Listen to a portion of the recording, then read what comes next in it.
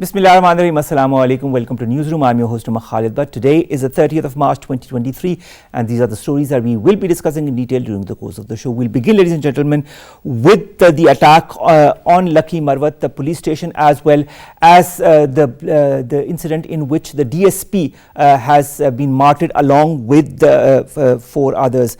DSP Iqbal Mohmand has been martyred. Others have also been martyred. TTP has claimed responsibility as per the media reports. Is Afghanistan doing the needful as far as the TTP is concerned? What is the strange relationship between the TTA, the TTP and the ISIK? What should the Pakistani government, its establishment, its authority and its armed forces now move forward as far as the latest details that are emanating as far as these three are concerned? This is going to be our first story. Our second story of the day, ladies and gentlemen, concerns the government's efforts to stabilize the economy. Now, Aqdas has recently assured that the IMF loan will be acquired within the next few days. At the same time, there is news of a rollover of a $2 billion Chinese loan as well that had matured on the 23rd of March. Then there is also the fact that Pakistan might be receiving something from the Kingdom of Saudi Arabia for additional loans that might help break the gridlock with the International Monetary Fund, because that is what the IMF is asking for, reassurances from other friendly countries before it releases this tranche. This will be part of our second segment. What is the current state of Pakistan's economy and how is it moving forward, and what is the role of the friendly countries as well? We'll also be discussing the IMF-Pakistan relationship. Let's come to our third story, and that concerns Twitter that has blocked the government of Pakistan's Twitter account in India. Now, this is not the first time this has happened. Last year also, there were many Pakistani embassies in the world whose Twitter accounts had been blocked. Radio Pakistan's Twitter account had also been blocked last year to be viewed in India. This is a continuous bid by India to stop any information, correct information, let's put it that way, from entering the Indian territories and continue with its disinformation techniques. And this is going to be our third story. Our last story concerns the United Nations General Assembly that has adopted a resolution proposed by the South Pacific island nation of Vanuatu to seek an opinion from the International Court of Justice on what are the legal obligations that the nations are under to protect climate systems and people affected by climate change. It's a very important development as far as climate change is concerned, and also we see the COP27 and the other meetings that are happening in that context. But now involving the ICJ makes it a very important milestone, at least for people who are advocating for climate change. This is our lineup for today. We'll begin with our first story, and that concerns the two incidents that have happened in Lakki Marwat. The attack on the police station in Lakki Marwat, and then the attack on the DSP car, where the DSP also was martyred along with others. We will be talking about the important relationship that exists between the different terror outfits and how Pakistan is moving ahead on that. But before that, a short report.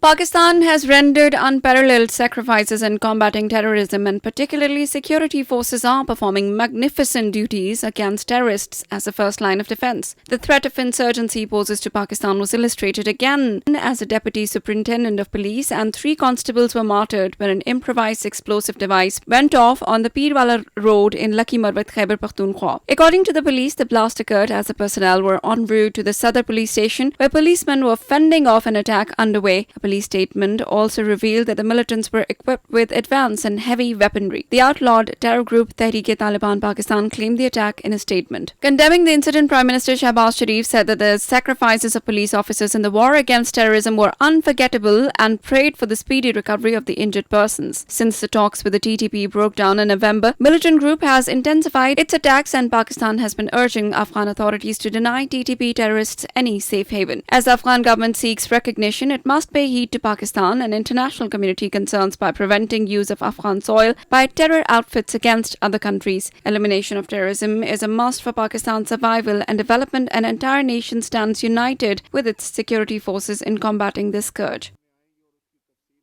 Now to discuss that and more, we've been joined in the studios by Brigadier retired Waqar Hassan Khan. He's a renowned analyst. Brigadier Sahab, thank you very much to have joined us. It's always a pleasure. This is the second time that we're interacting, and it has always been quite positive, the way you react and answer to different queries that I put forward. Let's begin with Lakki Marwat. Why is Lakki Marwat such a favorite spot for the terrorists? If you go a little behind, there have been various incidents in which either the police authorities have been targeted, or B, we have managed to capture TTP militants. Why Lakki Marwat? I think just before that, if you allow me, I'll just pay condolences to the family of DSP Iqbal Marwat and Iqbal Mohammed, sorry, and I think the 4 police officials who were martyred, and there are people who are injured also. So on coming to Lakki Marwat, basically if you look at its geographical location on both sides, if you look at Afghan border and within Pakistan, and if you keep the erstwhile FATA map in view, you realize that it's in a crossroads. North-south, it's between Peshawar and DI Khan, so it's also on the western route of the CPAC. And within that, it's also connected to South Waziristan, and also if you pass through Banu, then it is North Waziristan. So it's kind of, you know, I would say a triangle. Then is the area across, let's say, into across the Pakistan-Afghan border. So the 4 areas where we have basically TTP concentration, we had PTP concentrations, are also bordering this area. So you have Kunad in the north, not really directly related to, but I'm just you know, highlighting because that also gives us the pattern of terrorist attack. Then you have Nangarhar and Paktiya and Khost. Basically this is the area which is opposite, let's say, area where we had this attack, and then you have Paktika. So on both sides, I would say it is a very sensitive area across the border as well as this side. Now why it is becoming a target of terrorist activity? One, of course, is that TTP would like to hit those sensitive areas which affect, you know, Pakistan's strategic, let's say, strategic position. Like this is going to be the part of the western route. So one is that you are conveying or communicating a message that CPAC in this area will not be safe, and the other is, of course, expanding their area of operation and then communicating, or basically starts resonating north and south, that probably is going to be like us while FATA. And the TTP demands have been also that we should basically get back to old, you know, map of Pakistan, so they want more freedom. So that was one of their demand also. So most probably it is a strategic area which they have chosen, and there are repeated attacks which are taking place. What should be now the counter-terrorism strategy of the current government, seeing what is happening, seeing the way different important targets, as you yourself have mentioned, are being put to the limelight by organizations such as the TTP without triggering an IDP crisis, because of course we have a large population of Afghans who are here as well. Do you feel that this CTT strategy needs to be updated? Do you feel we are going on the right path as far as countering these outfits is concerned? I think what happened after the National Election Plan came in, and we, I think, discussed it in detail in a number of forums. It had I think 22 points, and so had, I think, the government of the day, whether it was I think Noon's government or PTI, followed it in, I think, letter and spirit, I think things could have been much better. But somehow there was slackness, and there were certain areas, especially strengthening of law enforcement, second line, that is police and paramilitaries. Still there are a lot of gaps, and we'll discuss that also, why police has become a target. So that is one. The other is basically now people understand, whether it is erstwhile FATA, which are now regular districts in KP, or Balochistan, those people who were displaced and now most of them have come back, that terrorism basically is against Pakistan's interest. Last time when we had to motivate them, especially for those who were internally displaced, it was a very difficult task. True. But I think now it will be easier for government because people would cooperate. And if you look at the protests against TTP when they started pouring in last year, there was a lot of response from civil society, whether it was Swat, whether it was even in Tank, I think, and in Lakki Marwat, because they recalled the suicide attack which took place near Lakki Marwat in Hassan Khel Stadium. I think 100 young people were killed. So people are sensitized. The only thing is how do you focus? Now unfortunately what is happening even politically is impacting your counter-terrorism strategy. because entire focus is now political.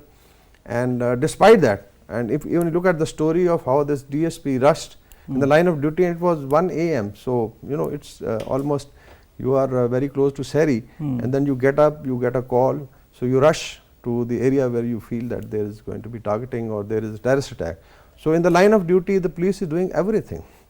But unfortunately, so it was a double attack, because initially they created a crisis and then they had planned an ambush. So, I would say that they were they are planning their ambushes and their attacks in a very minute manner, very intricately.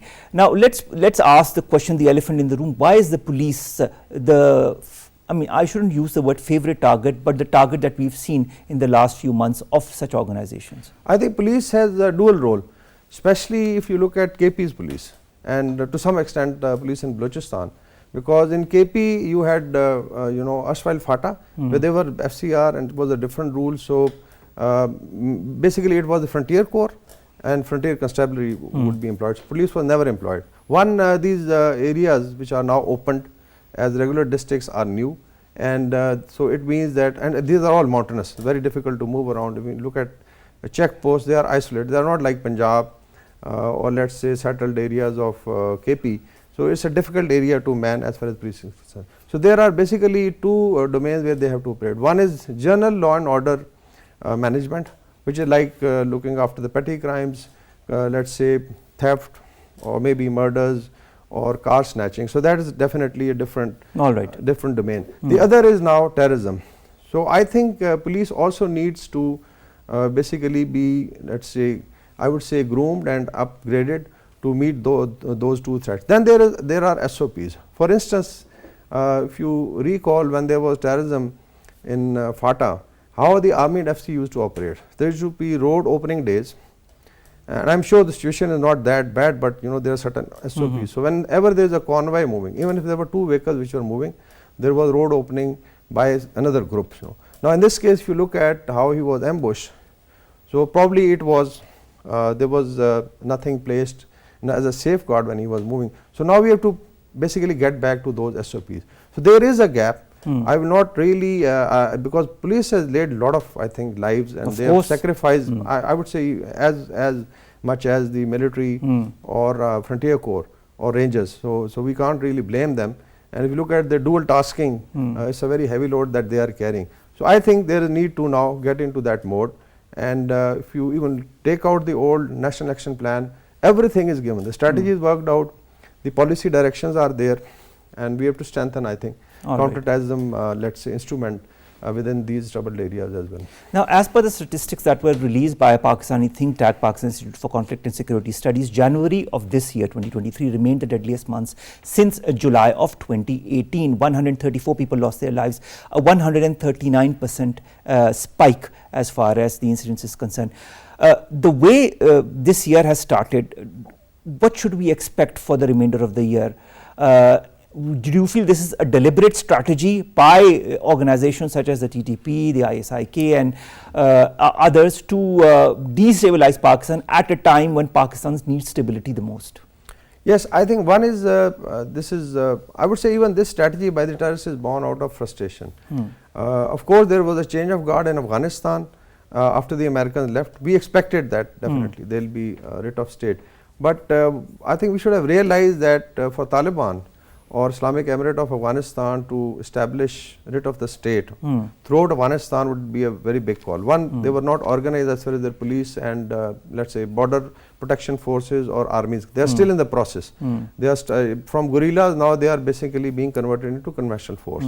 So they are not really on ground as far as that is. So there are spaces, especially along the border area, which actually become these safe havens. And I have mentioned these 4 or 5 provinces from Cunard coming down to Paktika. So these were the hotbeds of TTP. Now there is another factor is the, as you mentioned, the collaboration between the ISKP, the TTP, and in the south the BLA, basically the Blow sub-nationalist group who are again trying to create an insurgency.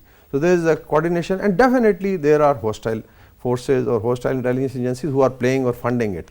Because when you have lesser rate of state in Afghanistan, it is very easy to then sneak through and even provide financial aid. And then of course provide logistics, weapon and equipment.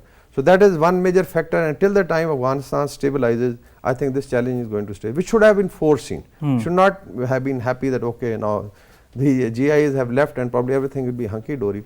This should have been foreseen. I think as far as law enforcement and intelligence agencies had forecasted that this is going to be a phase transition to till the time Afghanistan.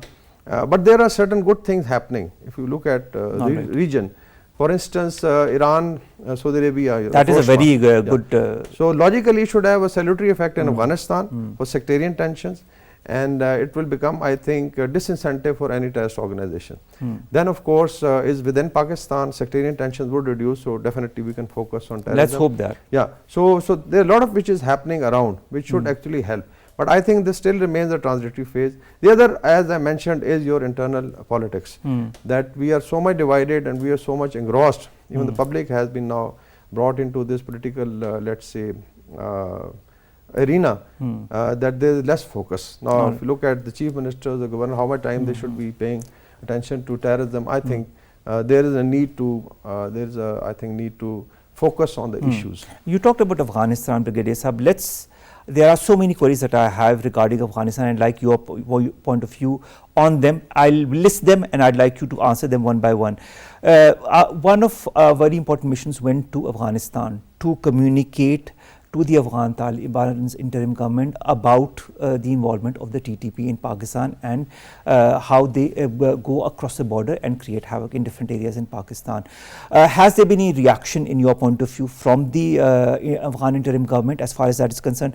Then I also discussed yesterday about the misinformation or disinformation that the Afghan media and the Indian media have been putting as far as the 5 border crossings that are there between Pakistan and Afghanistan, and how so-called Afghan nationals are being mistreated, which is a total fallacy, and that is what I discussed yesterday as well. Thirdly, there is a very strange kind of relationship between the Tehreek-e-Taliban Afghanistan, the Tehreek-e-Taliban Pakistan, and the ISIK, and of course the BLA as well. Would you like to shed some light on that? Yeah, it's a very complicated matrix, and so I'll try to basically take on these two questions, one by one. First is what is the challenge with the TTA, or let's say Islamic Emirate of Afghanistan as they call it. Basically, one is to establish the writ of the state.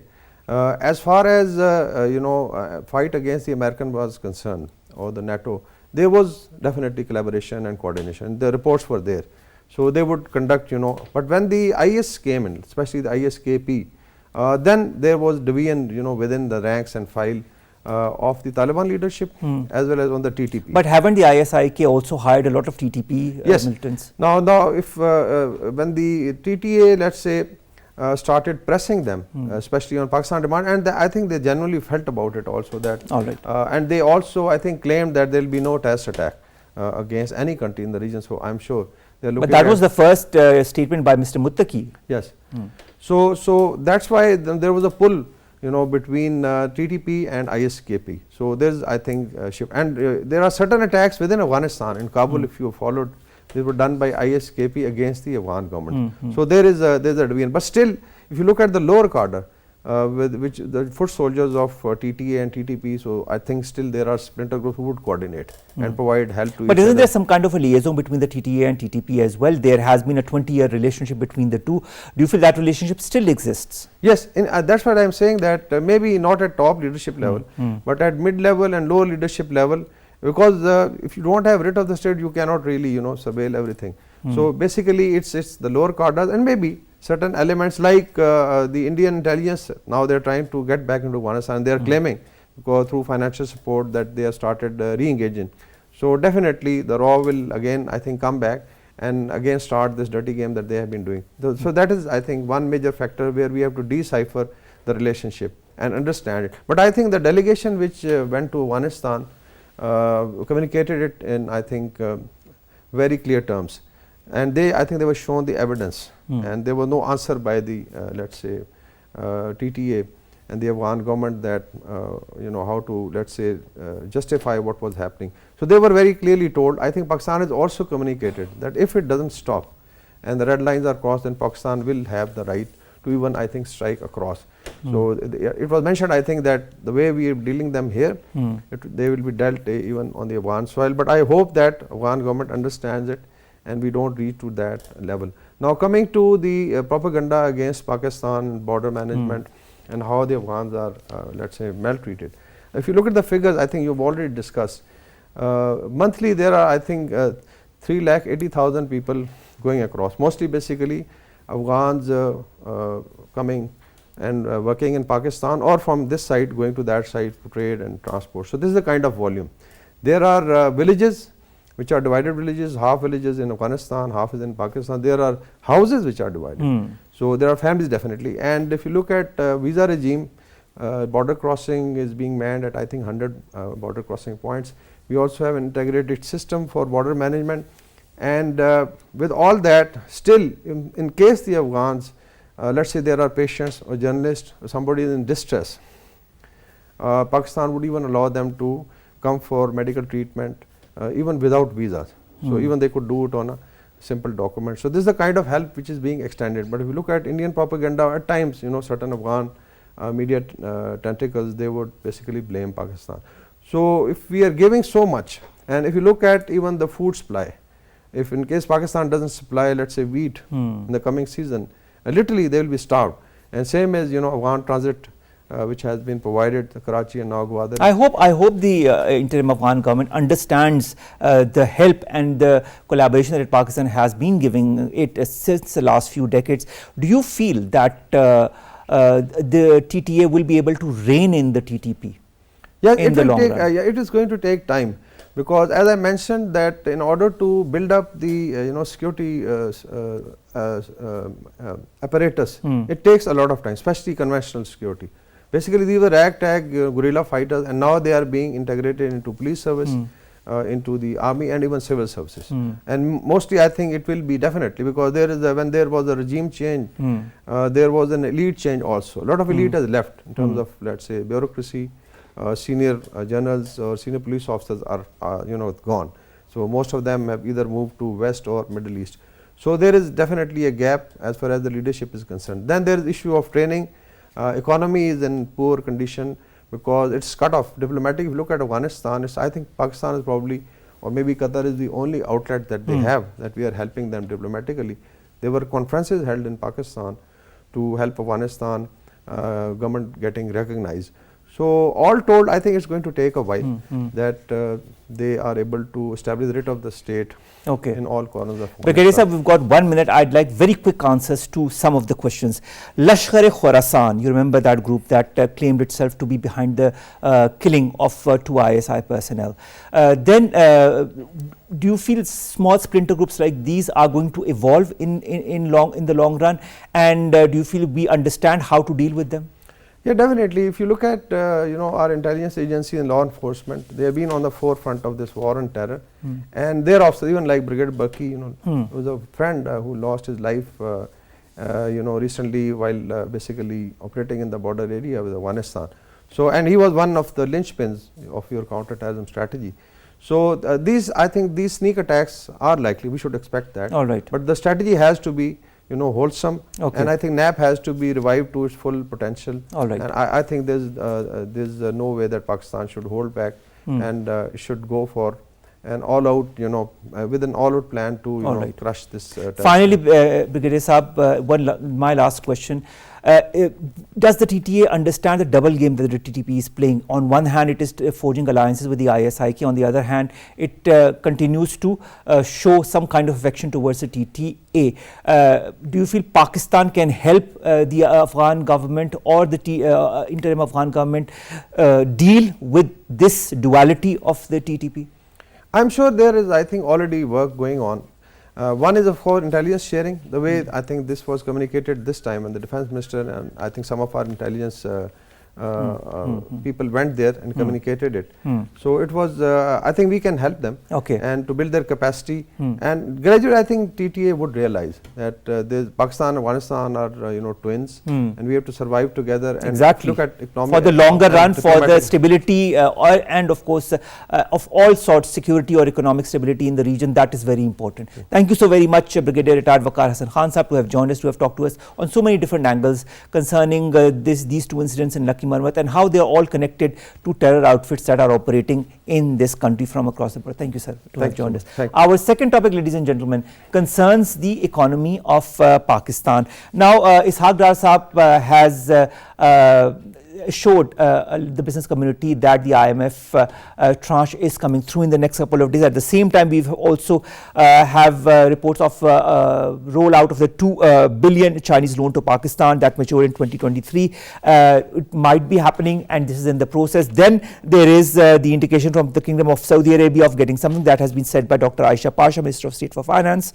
A lot of positive developments for the stability of Pakistan's economy are in progress. But at the same time, should Pakistan move forward with stringent kind of measures in order to strengthen its economy in the long run? Because of course we have certain challenges as far as Pakistan's economy is concerned, the major being of course what happened with the IMF and how the IMF's relations with Pakistan was not adhered to by the past government. To talk about that and more, we've been joined by Dr. Aqdas Afzal. She's an economist. Thank you very much, Dr. Aqdas Afzal, to have joined us. Dr. Aqdas, first of all, thank you very much.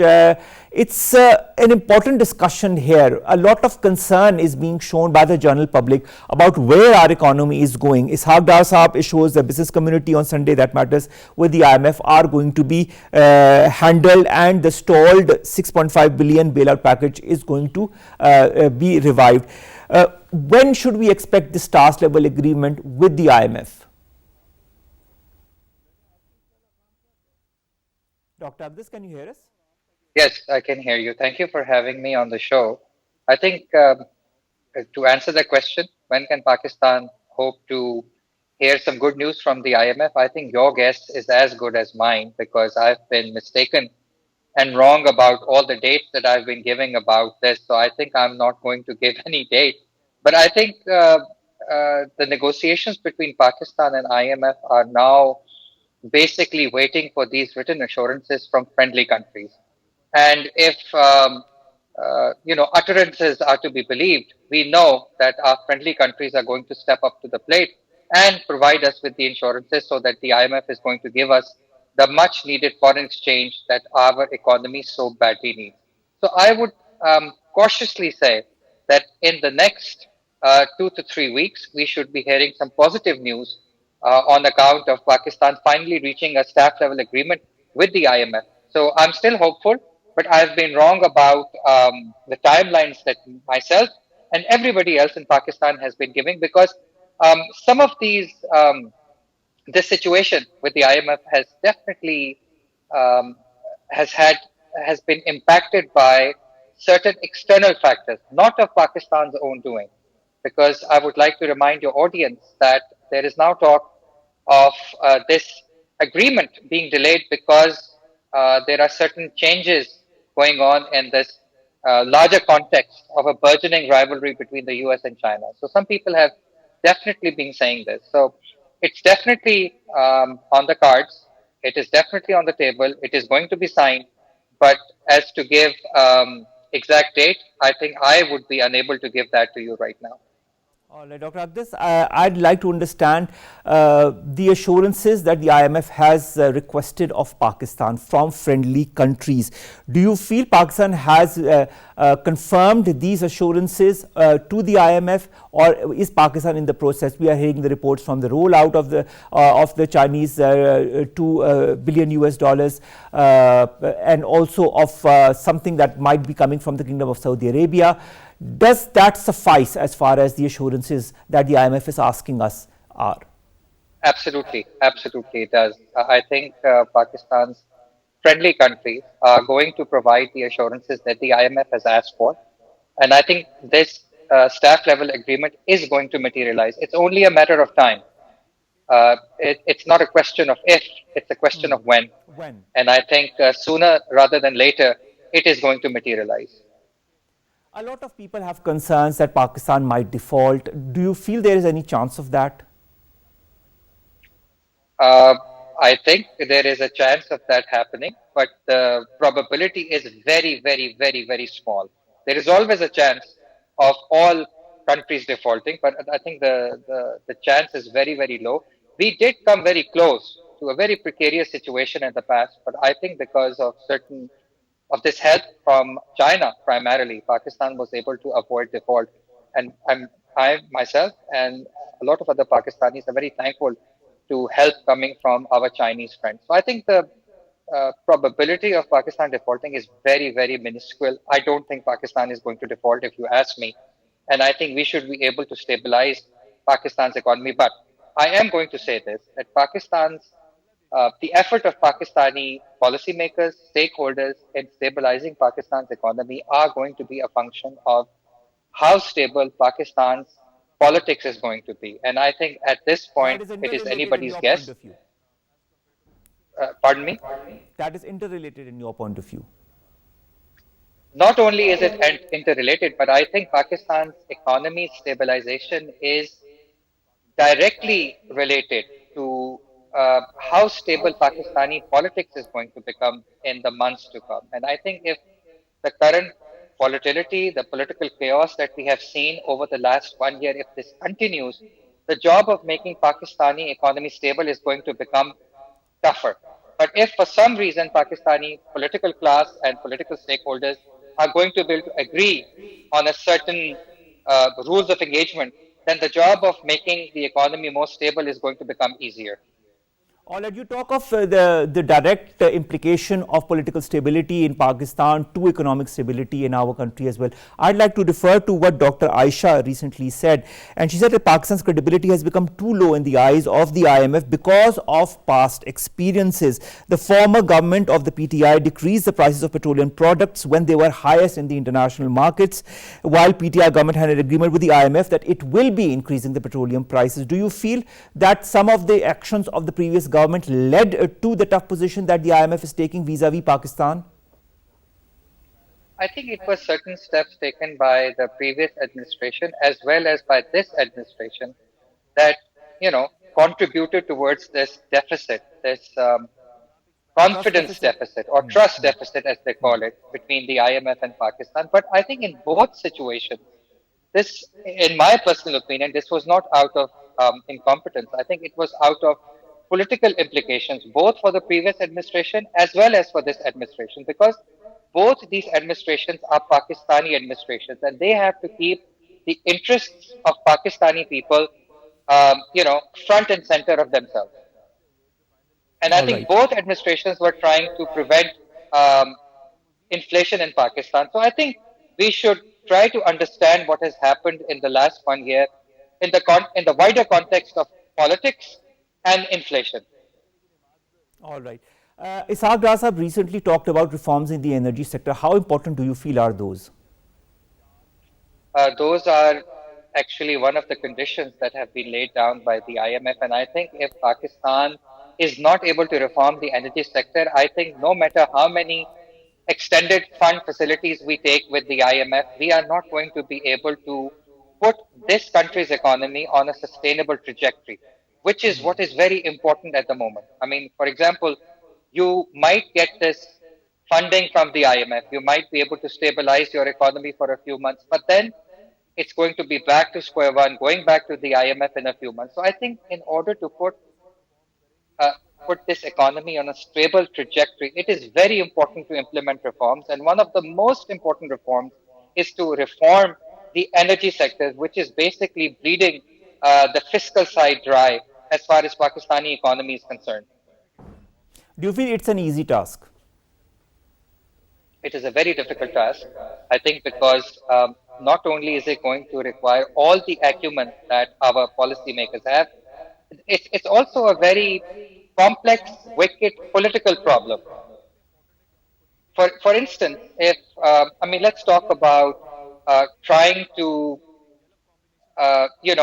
privatize or trying to privatize certain distribution companies. This is more of a political problem than it is an economic problem. So I think the problem is a very complex, wicked one, and that's why I say it is going to require all the acumen and skill that our policymakers can bring to the table. All right. Dr. Aqdas, Pakistan did complete a series of prior demands that were requested by the IMF, which include reversing subsidies in the power, export and farming sectors, hike in the energy and fuel prices, permanent power surcharge, jacking up the key policy rate, market-based exchange rate, raising over 170 billion rupees in new taxation through a supplementary budget. The impact of these measures taken by Pakistan on its economy. What's your take on it? Look, the impact of all these measures taken on the economy is going to be a sobering impact on our economy. For instance, increasing direct taxes. They are very regressive in nature. They are going to be inflationary for a great majority of people in this country. Second thing, increasing policy rate is going to mitigate against economic growth and job growth. But all these things are extremely important, without which the IMF is not going to um, even entertain your application. So I think it was a very difficult decision, and I will give at least this government, high marks for sticking to the script and going through and implementing all these very tough decisions. And I think Pakistan now has satisfied all the conditions that the IMF asked for, except for these written assurances, which are going to come from friendly countries. And I think we are definitely on track as far as getting those written assurances is concerned as well. Dr. Aqdas, the fiscal adjustments have fueled a 50-year record high inflation in Pakistan, which hit 31.5% year on year in February this year. Do you feel the IMF agreement is going to bring down this inflation, to some extent at least? I think there is, look, there are both internal and external drivers of inflation in Pakistan. I personally feel, as a professional economist, that a majority of drivers, as far as this current inflation is concerned, are external. And they're basically coming from the spike in energy and commodity prices that we saw in the wake of the Russia-Ukraine conflict. Having said this, I think recently inflation seems to be peaking in the Western world and global north. So I'm hopeful that in the months to come,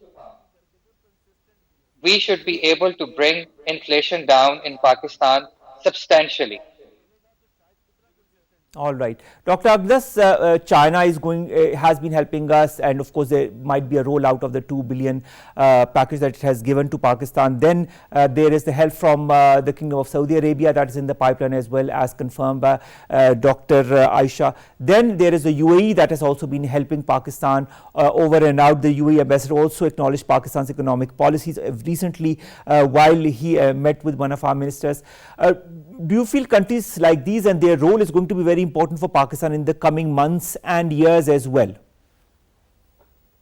Not only is it going to be important, it's going to be a lifeline for Pakistan, because not only has the IMF made the approval of the staff level agreement contingent on written assurances from these countries, Pakistan is going to require almost $35 billion of external financing in the next 5 years. And I think there are certain resources that Pakistan can raise, but then we are also going to need assistance from our friendly countries. So I would say that this is going to be a lifeline for Pakistan right now and in the years to come. As far as Pakistan's economic policies are concerned, once the IMF tranche comes in, Pakistan sustains itself to some extent for the next couple of months. What should be then the Pakistani decisions that need to be taken to further sustain its economy, to further expand on its economic revenues, and to strengthen its economy in different ways and manners? What, in your point of view as an economist, should Pakistan do? I personally feel that once we have been able to stabilize the economy, Pakistan has to go on a very aggressive reforms agenda. We have to undertake so many different reforms. So we have to undertake reforms in as far as our public finance systems are concerned, which basically means that we have to be able to raise more revenue as a nation. Very few people pay income tax. A lot of people pay taxes, but very few people pay income taxes in Pakistan. So we have to go on a very aggressive reforms agenda. We have to privatize all these different state-owned enterprises that are bleeding us on the fiscal side. But saying all this is very easy. Applying them is a Implementing different these thing altogether. reforms, implementation is a completely different beast. And I think that cannot be done unless and until Pakistan is somehow able to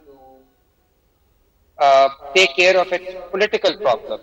And that's why I said earlier on that, the economic situation in Pakistan is going to be a function of how stable and calm Pakistan's political storm is, which is really anything but right now.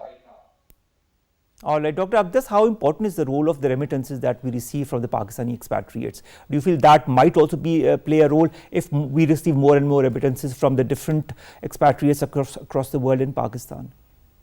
Yeah, absolutely. I mean, Pakistan relies in a very big way. I mean, our remittances that we receive from all over the world are almost equal to the entire export earnings that Pakistan makes. So they are a very important source of foreign exchange for Pakistan. So yes, we should definitely try to increase remittances because we rely on them in a very significant way. I understand that, and I hope that the expatriates are listening to this, because Pakistan has been receiving different lifelines, but it's also time that our expatriates across the world also prove to be that definitive lifeline to steer Pakistan's economy out of the different challenges that it is confronted with.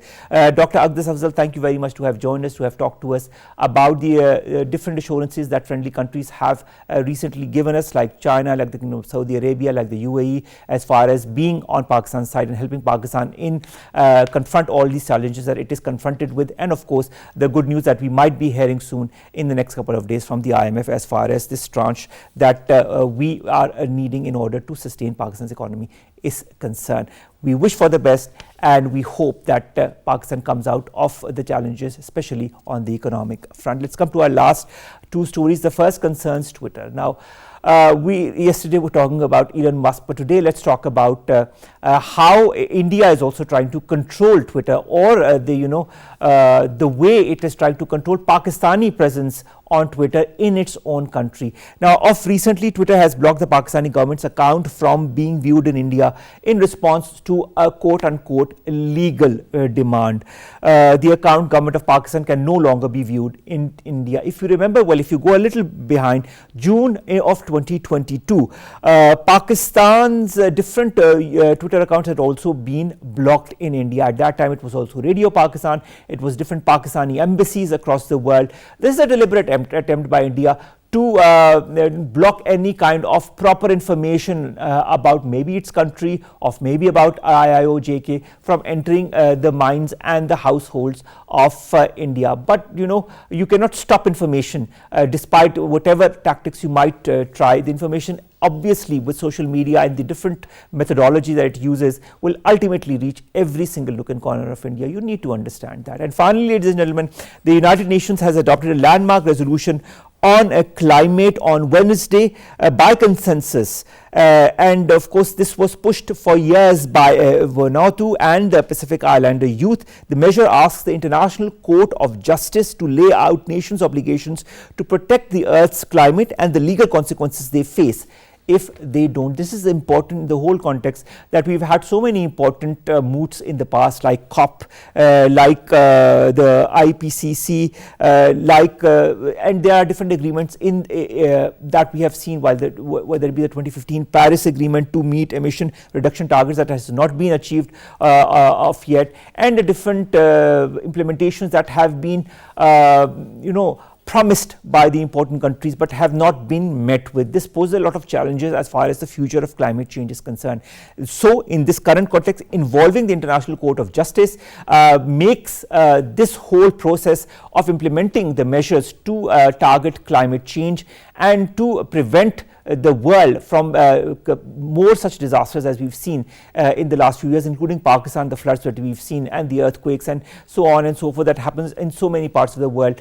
The world needs to realize that it needs to act as one in order to curtail climate change. Till it does not, these events will keep happening and will continue to ruin different countries across the world. So, good decision by the United Nations. With that, we come to an end of today's newsroom. We'll see you inshallah tomorrow with new stories and segments that pertain to us, you and Pakistan. Allah Hafiz.